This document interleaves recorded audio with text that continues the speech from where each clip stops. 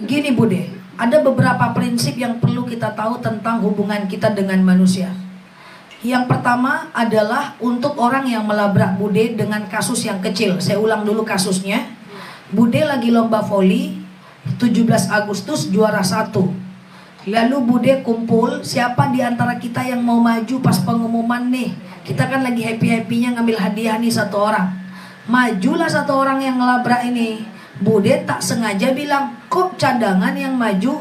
Harusnya kita diskusikan dulu. Ada satu kawan dekat yang dengar. Sampailah kepada yang maju itu. Yang maju itu ngelabrak Bude di hadapan orang banyak. Gitu kan kasusnya? Ada beberapa hal yang ingin saya sampaikan. Nah, yang pertama adalah orang yang melabrak tadi, Bude udah benar itu. Pahami orang yang melabrak tadi bahwa dia bukan orang yang benar-benar belajar Islam. Itulah kemampuannya, itulah caranya, itulah diri dia. Oh, kita paham karena dia belum ngerti banget dengan agama, masih berpikir itu dengan nafsu bukan dengan akal. Orang ngaji gak akan mungkin gitulah, jarang lah. Coba bayangkan Bude kalau digituin orang bakal Bude labrak gak? Takut juga kan?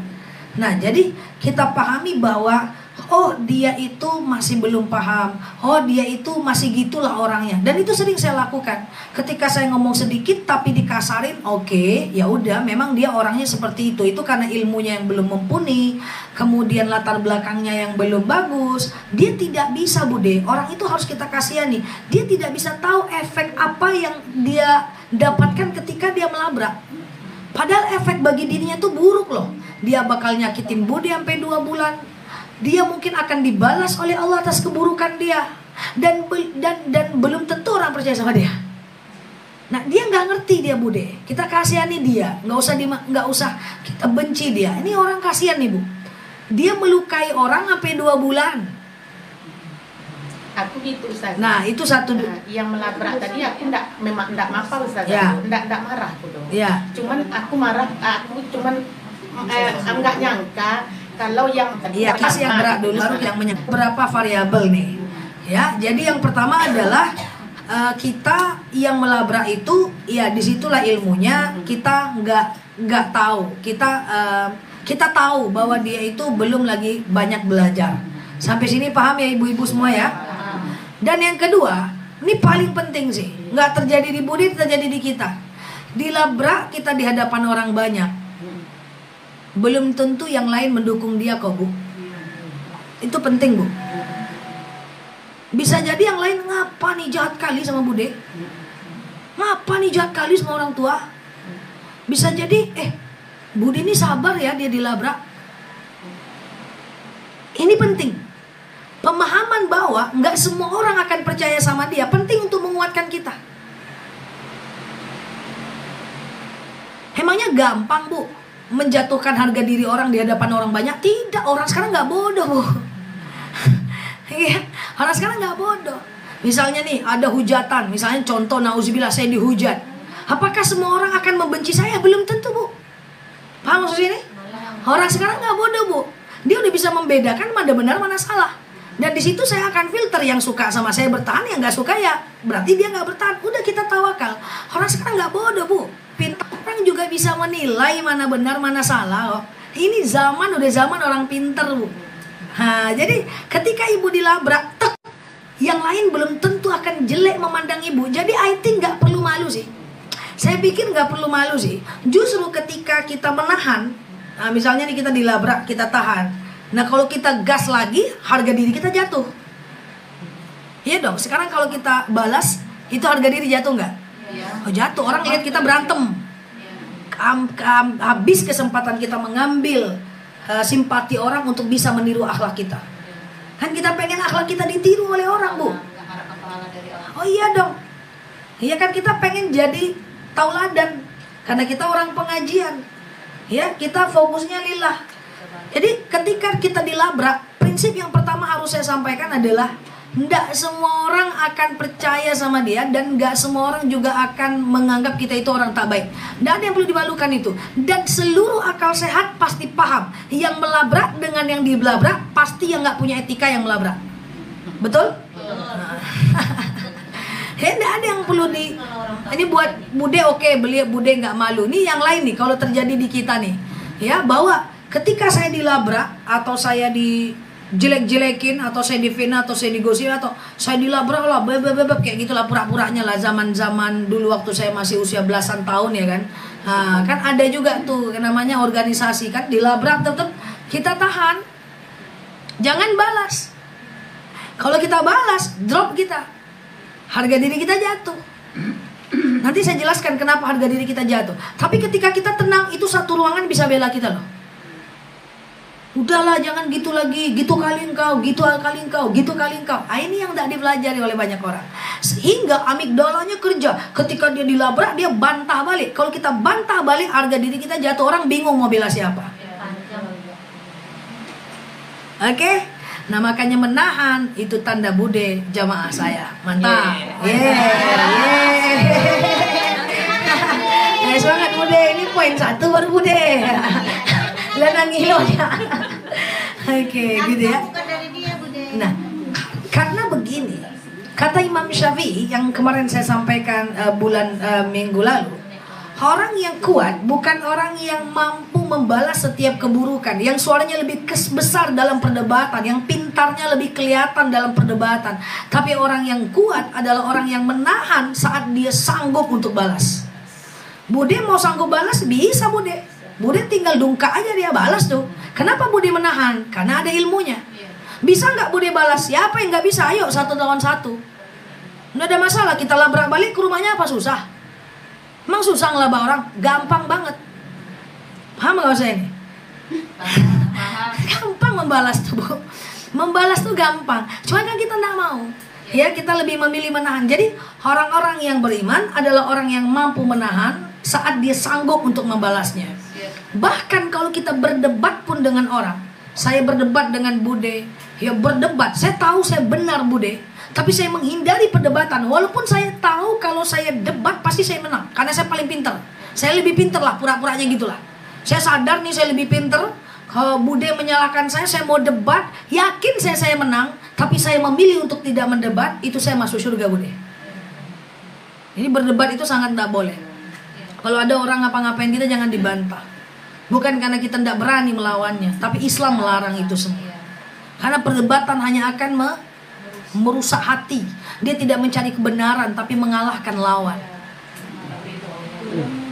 Udah niatnya bukan udah lillahi ta'ala. Tidak boleh. Ada orang mendebat kita atau menggosipkan kita, itu kan termasuk debat ya, atau menyalahkan macam kita punya opini gitu kan. Benar kita, ngerti kita bahwa kita benar, tapi kita memilih untuk tidak membalasnya. Tempatnya di surga. Dalil jelas. Nah, yang nomor 1 paham tuh? Yang labrak udah ya. Nggak usah khawatir, nggak usah gusar. Semua fitnah, semua ghibah, semua labrakan belum tentu orang semua percaya. Kalaupun tidak semua percaya, biarlah kita dikelilingi dengan orang-orang yang support kita aja. Yang nggak percaya nggak ada masalah kok. Kan nggak seluruh orang juga suka sama kita kan? Sebaliknya Ustazah, dia udah paham mengerti agama, tapi dia tetap bersikap buruk kayak gitu juga. Gimana? Kalau dia paham ngerti agama, tapi dia masih sikap buruk, berarti dia fasik kak. Orang fasik tuh dia ngerti, tapi dia nggak mau ngamalkan apa yang dia ngerti kak. Tapi kita juga nggak boleh berputus asa sama orang ini kak. Karena hidayah itu akan datang bisa jadi pada waktunya kak. Yang penting dia ngerti dulu, mau belajar dulu aja. Jadi kita tetap sabar aja. Iya dong kak, harus tetap tenang. Nggak ada jalan lain. Sebenarnya ingin, tapi ingat ya Allah, aku serahkan lagi kepada Oh iya, ingin balas kan? Iya. Saya ya ingin balas. Rasa-rasanya kalau dibalas habis orang ini gitu kan? Rasa-rasanya kalau kita balas habis dia. Bisa. Nah, bisa. Karena Allah melihat. Nah, enggak usah. Masa kita mau sama dengan orang nggak belajar? Yang udah belajar tahanlah. Ini kalau saya balas habis nih. Saya paham apa yang ibu rasakan. Saya juga manusia biasa yang kadang juga pengen balas. Tapi kan nggak boleh. Kalau Allah nggak larang saya udah balas. Walaupun dihina orang ya Ustazah ya. Iya, walaupun dihina orang, difitnah orang. Nggak lama hinaan itu cuma sebentar aja. Kita boleh jaga jarak kan dengan Jaga jarak harus. Iya betul. Harus. Nah, ayo kita masuk ke pembahasan budi nomor 2 tadi. Lalu gimana dengan orang yang menyampaikan itu kepada orang yang melabrak itu? Pertama, kalau saya memilih berbaik sangka si Bude, bahwa kadang-kadang orang tuh dia nggak gosip, dia ngomongnya telongsong juga Bude. Iya, itu yang pikir. Paham nggak? Paham nggak? Paham, karena dia begitu. Orang yang menjelek-jelekkan kita, Cahaya ilahi. cahaya ilahi. Cahaya ilahi. Kok jadi gini ceritanya? Jadi glowing gitu ya. Oke. Baik, sedikit lagi ya. Jadi gini, orang yang menjelek-jelekkan kita itu belum ada yang niatnya menjelek-jelekkan, ada yang nggak sengaja juga kok. Keceplosan dia. Atau dia cuma bercanda aja dengan orang tuanya. Woi, kau cadangannya, ngapa pula kau maju?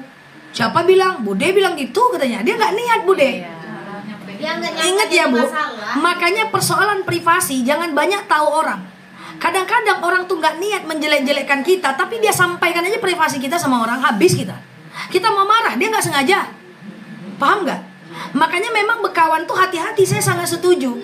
Nggak boleh menyampaikan semua apa yang ada pada diri kita. Orang teman-teman itu belum tentu dia jahat. Kadang-kadang dia ngomong doang gitu, terdengar sama orang lain, jadi bala buat kita. Kita mau marah, dianya nggak sengaja. Bu. Oke. Nah, jadi kayak gini Bude. Nih saya mungkin ya, saya memilih berbaik sangka sih, macam kayak gini. Woi, engkau nih cadangan pula, sosok pula engkau maju. Dia bercanda dia kan? Siapa bilang? Bude bilang. Kami juga bilang kayak gitu. Harusnya kau diskusikan dulu. Yang dilabraknya Bude. Kemungkinan pertama. Kemungkinan kedua, dia memang gosip. Bude bilang kayak gini loh, jahat kali ya Bude. Itu yang kedua. Kemungkinan ketiga, dia akan mengucapkan dengan kalimat-kalimat, hei, kami utama engkau cadangan, maju juga engkau, tak apa-apa. Kayak gitu. Bisa Bu. Jadi berbaik sangka lebih baik. Cuma memang jadi itu saran saya ya, tanpa mengurangi rasa hormat saya lah kepada ibu-ibu semuanya. Kadang-kadang orang tuh nggak niat gibahin kita. Cuman orang itu kan lengkap dengan keputusan hidupnya, latar belakangnya. Kadang-kadang dia juga nggak ngerti cara mengatur kata. Nggak semuanya pula dia yang bisa ngatur. Oh ini harus ku bilang, ini nggak bilang. Ini harus ku bilang. Nggak semua orang sepinter itu deh. Pokoknya ya udah kita maklumi aja Bude, kayak gitu ya. Nah kayak gitu ya. Makanya soal privasi jangan banyak sampaikan ke orang. Misalnya seluruh diri saya ya, kemudian Kak Leni tahu. Kak Leni nggak masuk jelek-jelekan, tapi sampai informasi itu. Iya kalau sampai ke orang baik. Makanya kurangi tentang hal yang nggak penting kita ceritakan, nggak usah kita ceritain ke orang. Kecuali ada untungnya buat kita gitulah.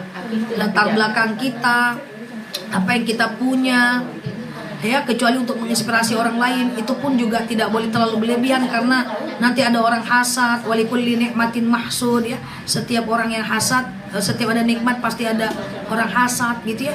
Nah jadi tidak semua orang-orang itu dia gibah. Jangan ada yang ngomong aja tanpa merasa salah. Kemarin ada macam jamaah ya, dia ngomong ini kejadian, jangan, semoga na'udzubillah enggak, maksudnya bukan ya enggak terjadi lagi lah bolak-balik kayak gitu kan. Ada satu orang yang tahu alamat rumah saya, dia cuma ngomong gini, aku tahu alamat saja tuh di sini tuh. Iyo banadu musaji, orang datang ke rumah. Udah berapa kali datang saya nggak ada, udah 7 kali. Kenapa? Confirm. Kalau mau datang confirm, udah 7 kali. Hanya itu aja. Apakah orang ini maksudnya membuka privasi alamat rumah saya? Dia nggak ada niat Bu. Dia ngomong aja. Cuman nggak tahu dia mana yang pantas dia omongkan, mana yang enggak. Datang dari luar kota, dari ujung batu, dari pasir coba. Kan harusnya dia nggak ngomongkan alamat saya. Tapi dia omongkan. Apakah dia jahat? Enggaknya telongsong. Dia telanjur bicara. Akhirnya orang susah, pengen datang ke rumah, nggak ketemu. Mau gimana? Nah jadi makanya juga hati-hati juga kalau mau bicara privasi orang, kita hati-hati kayak gitu kan. Nah alamat itu privasi nggak? Nah, kecuali masyarakat sekitar. Untuk saat sekarang ya, untuk saat sekarang misalnya. Tapi nggak ada masalah. Loh dari mana taunya? Dari ibu ini misalnya kayak gitu kan. Kan orang datang kalau ketemu alhamdulillah. Bayangkanlah ibu tuh udah berapa kali datang. Nomornya nggak tahu ya dong, alamatnya tahu ya. Kalau tahu nomor, datang janjian Oke kan? Ini nomor enggak lo tahu doh ya? Mobilnya tahu. Oke, gitu kan? Nah, nanya ke satpam nggak pula ngomong. Oh, nggak berani saya bu, nggak berani saya bu. Wah, itu contoh-contohnya. Jadi maksud saya itu yang ingin saya ceritakan itu bukan soal alamat rumahnya, tapi dia tuh nggak maksud doh, nggak ada tujuan doh aneh-aneh. Tapi tujuan dia cuma ngomong aja gitu loh. Telongsong dia. Oke. Oke. Demikian terlanjur dia. Oke, saya nanti lama-kelamaan makin glowing di depan cahaya matahari. Oke, kita tutup dulu ya. Assalamualaikum warahmatullahi wabarakatuh.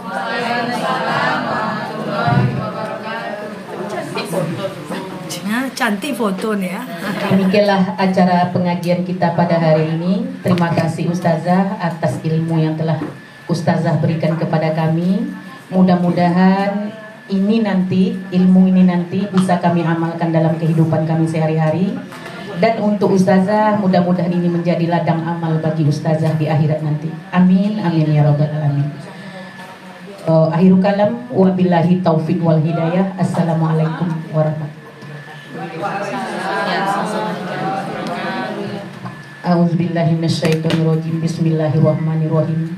Alhamdulillahirabbil alamin. Alhamdulillahillazi hadana li hadza wa ma kunna linahtadiya laula an hadanallah.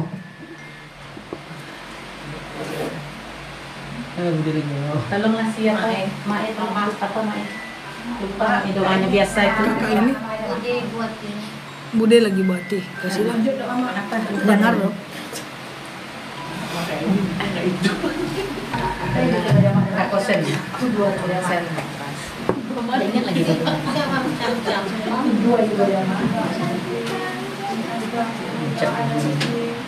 Astaghfirullahaladzim. Ala haziniyah al-fatihah. Na'udzubillahi minasyaitonirrajim. Bismillahirrahmanirrahim. Alhamdulillahirabbil alamin. Arrahmanirrahim. Maliki yaumiddin. Iyyaka na'budu wa iyyaka nasta'in.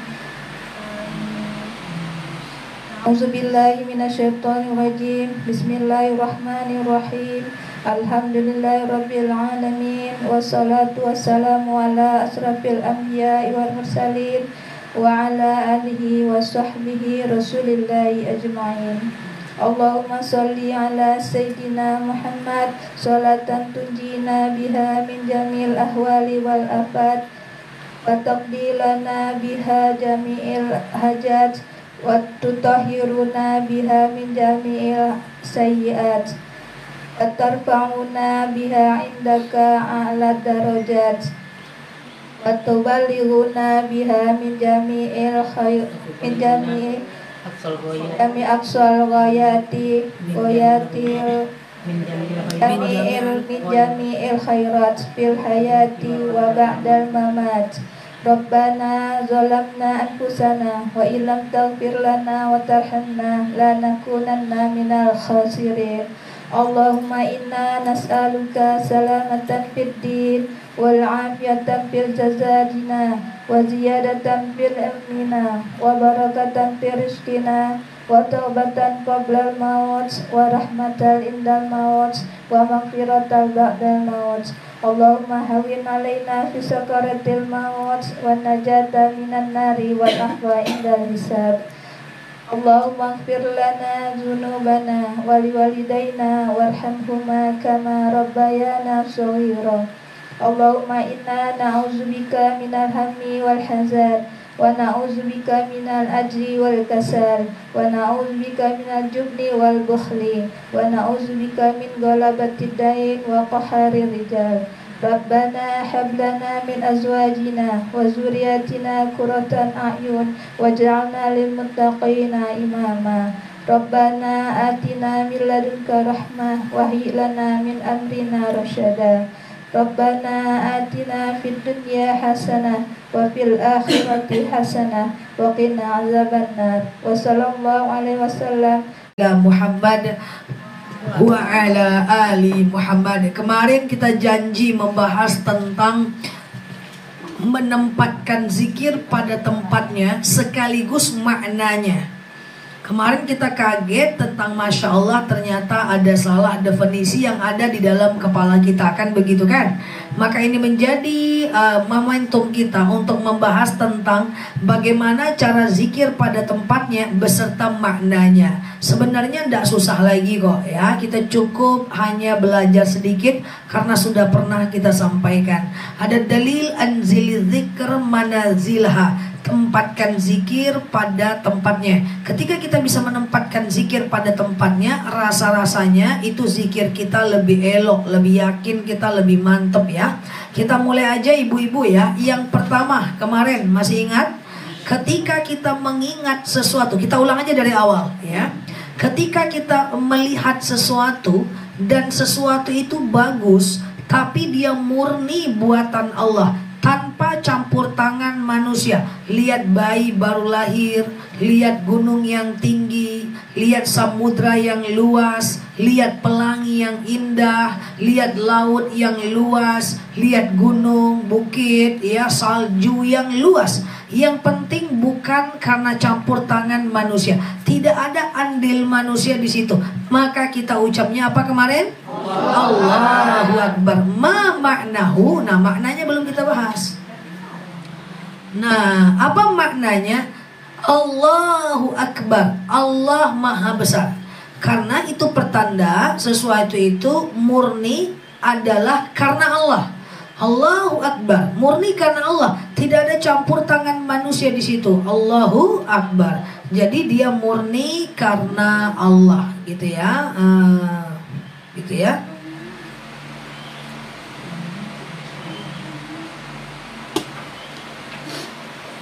Oke, murni karena Allah. Allahu Akbar.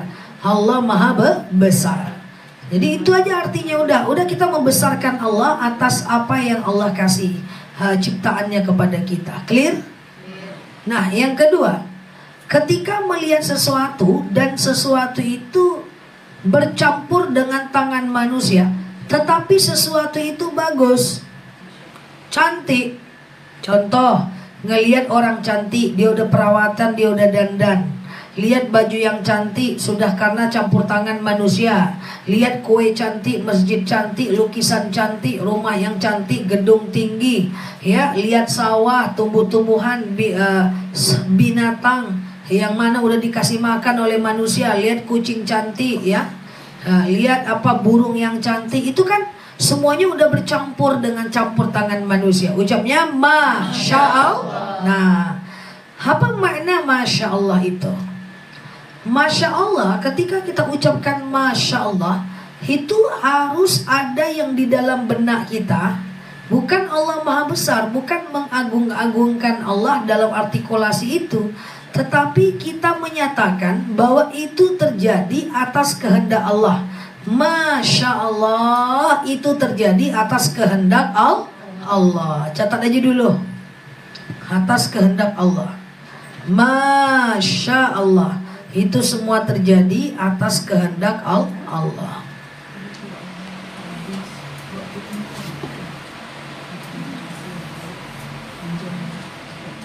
Maksudnya gimana? Gini, kita melihat ada orang cantik, kita memuji dia. Ibu ini cantik, Masya Allah ibu cantik ya. Artinya supaya kita tidak mengagungkan dia gitulah.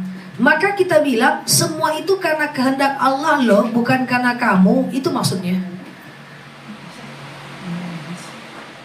Jadi membesarkan Allahnya di situ. Misalnya nih, Kak Leni ngajar PAUD, terus lalu kemudian Kak Ima bilang, karena yang ngajarin anak, mantap kali bunyinya. Karena yang ngajarin anaknya Kak Ima adalah Kak Leni nih. Maka, Kak Leni, makasih ya Kak Leni udah ngajarin anak saya. Ya, anak saya udah pinter. Kak Leni harus bilang Masya Allah. Apa? Semua itu karena Allah, bukan karena saya gitu loh, paham gak sih? Atas kehendak Allah. Jadi yang mengucapkan Masya Allah, baik itu Kak Ima atau Kak Leni sama. Makanya Masya Allah ini sering kali dibilang orang. Iya kan? Ternyata selamaku salah artinya. Penempatannya harus sering-sering dibilang supaya kita memproteksi diri kita. Contoh misalnya kalau belajar dengan saya, Ustazah, sejak belajar sama Ustazah hati saya makin galau. Oh salah. Sejak belajar dengan Ustazah saya lagi rajin tahajud. Biasa saya bilang apa? Masya Allah. Semua itu terjadi atas kehendak Allah, bukan macam karena saya. Ustazah, sejak Ustazah ceramah saya jadi rajin hadir ke majelis ilmu. Masya Allah. Semua itu atas kehendak Allah, bukan karena kehebatan saya. Untuk memproteksi diri kita, kita mengecilkan manusia di hadapan Allah, itu maksudnya. Jadi Masya Allah itu artinya bukan takjub. Masya Allah, bukan yang takjub kayak gitu-gitu. Artinya Masya Allah, semua ini atas kehendak Allah. Kalau yang Masya Allah takjub itu Allahu Akbar. Justru dengan mengucapkan kalimat Masya Allah, kita meletakkan manusia lebih rendah di hadapan Allah.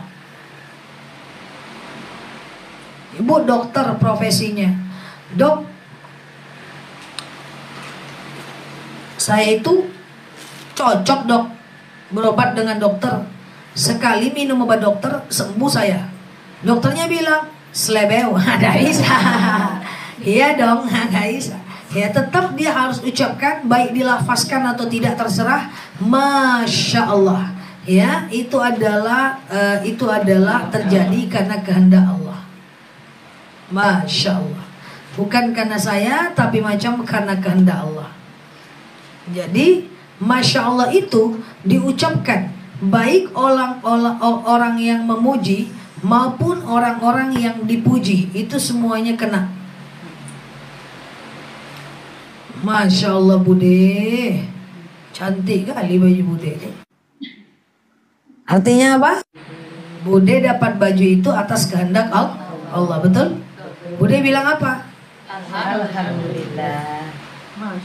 Masya Allah. Ini bukan karena saya mampu beli, Allah yang kasih saya kehendak untuk beli. Tambah sedikit ujungnya untuk yuk. Sudah paham Masya Allah? Nah, tabarakallah itu apa? Kan sering ya kita dengar Masya Allah, tabarakallah. Tabarakallah itu adalah Allah berikan berkah atas sesuatu yang bagus itu.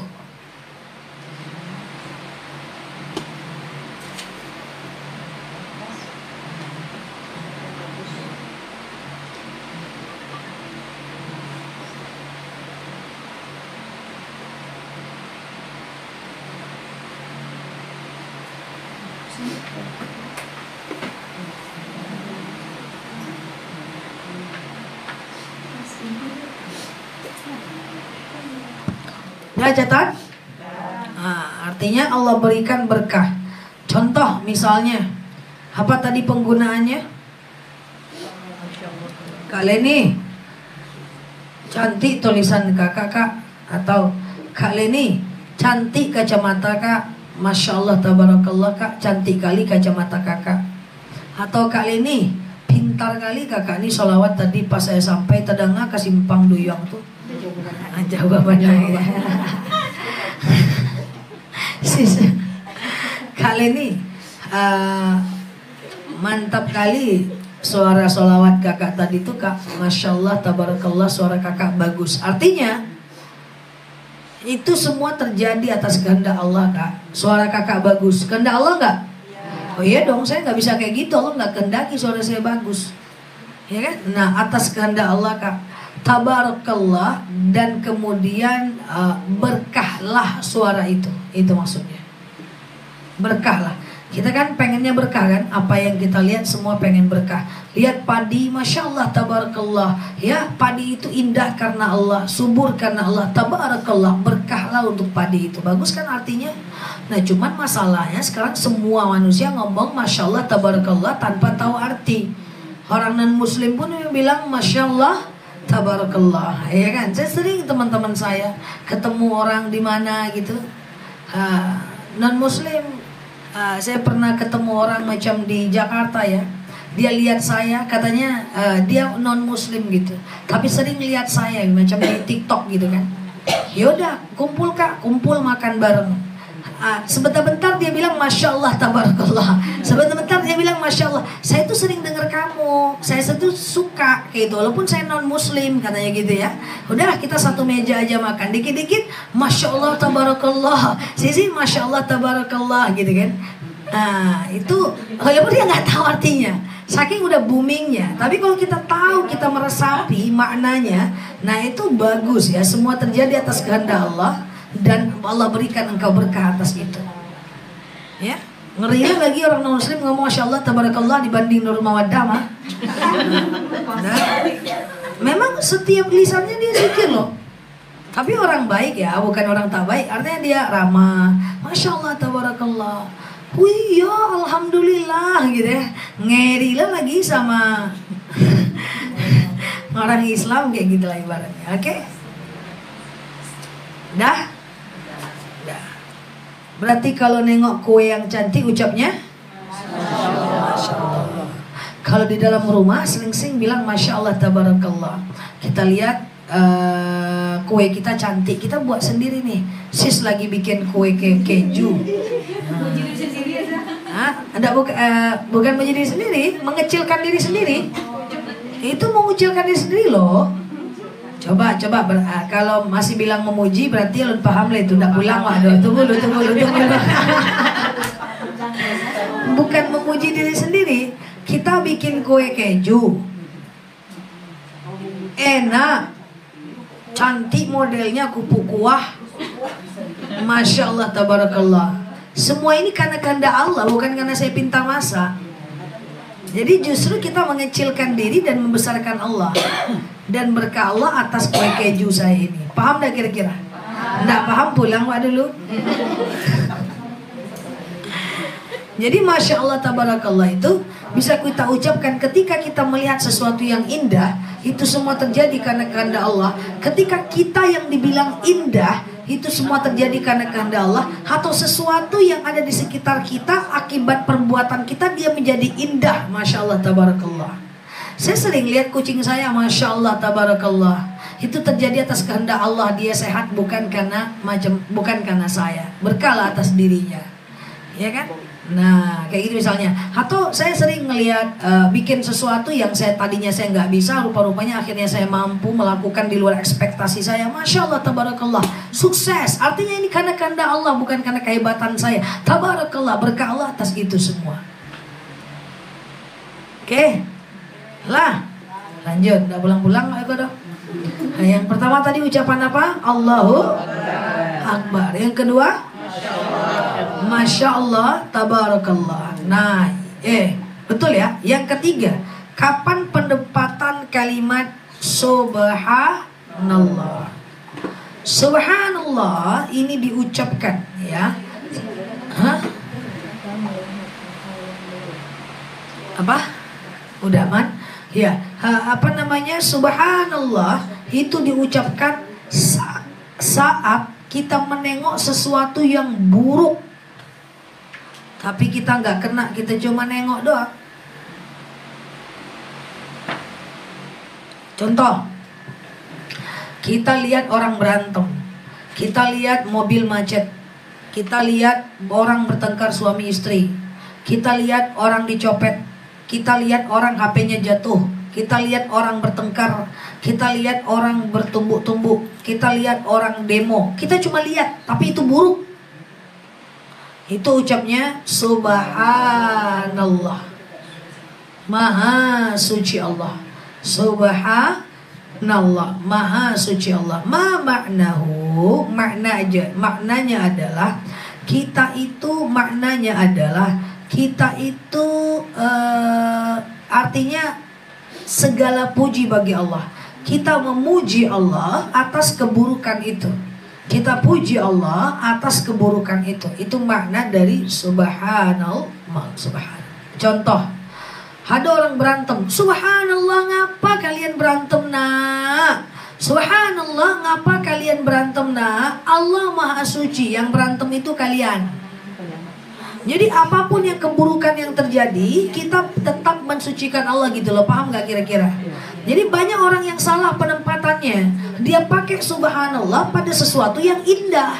Kalau sesuatu yang indah, masya Allah. Kalau sesuatu yang buruk, subhanallah. Oke. Ma, aku lulus ujian, ma. Subhanallah. Jadi kalau ma, aku lulus ujian, ma. Masya Allah. Masya Allah. Nah, ini detail nih ya. Kalau enggak paham juga, enggak apa-apa. Saya mau oke aja. Ya kan? Aman ya. Nanti kita ulang-ulang lagi tahun depan. Oke, jadi subhanallah. Nah, oke. Kalau nilai anaknya buruk, nilai anaknya buruk. Kalau nilai anaknya buruk, ba'ala wa angka. Kalau nilai anaknya buruk, subhanallah. Allah tetap maha suci ya. Allah tetap maha suci ya. Oke.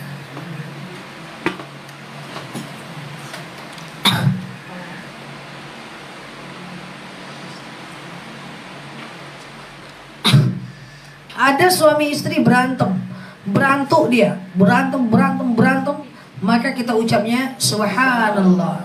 Ya, Allah maha suci. Karena yang berantem tuh dia, tapi Allah tetap maha suci.